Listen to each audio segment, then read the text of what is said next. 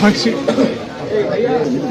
আর আজকে আমরা 1 সেকেন্ডও দেরি করিনি ম্যাডামের ডেট ডিক্লেয়ার করে। যখন তার কার্ডিওরেসপিরেটরি অ্যারেস্ট হয়ে গেছে, we declare her as a dead. So এখানে কোনো কনফিউশন নেই। ওনার ইনফেকশন হয়ে সমস্ত শরীরে সেপসিস বলি আমরা, সিভিয়ার সেপসিস। এটা অনেকগুলো ভাবে এটা সরাচ্ছিল, সমস্ত শরীরে ছড়িয়ে গিয়েছিল এবং হার্টের ভালভে ওনার ফাঙ্গাল ইনফেক্টিভ এন্ডোকার্ডাইটিস ছিল এবং সেখান থেকে তারপরে আবার শেষ সময় এসে bacterial effective endocarditis.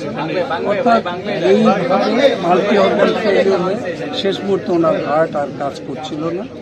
Professor Shahabuddin Talukdar এবং জাফর ইকবাল এবং আমরা সবাই মনিটর করেছি এবং সকাল 6টায় ওনার হার্ট আস্তে আস্তে আস্তে তার কার্যক্ষমতা বন্ধ হয়ে উনি মারা যাওয়ার সময় ওনার পরিবারের ওনার পরিবারের সব সদস্য উনি যখন মারা যান ওনার ছেলে তারেক রহমান সন্ধ্যা থেকেই ছিলেন, সন্ধ্যার পর থেকে।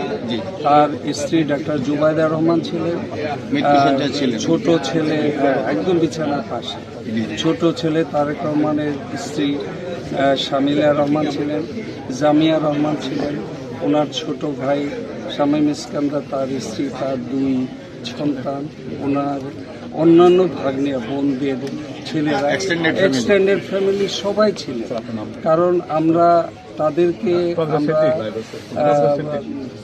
আমরা তাদেরকে আগেই জানিয়েছিলাম যে আজকের দিনটা সম্ভবত সবচাইতে আমাদের জন্য সিভিয়ার এবং দুঃখজনক হতে পারে।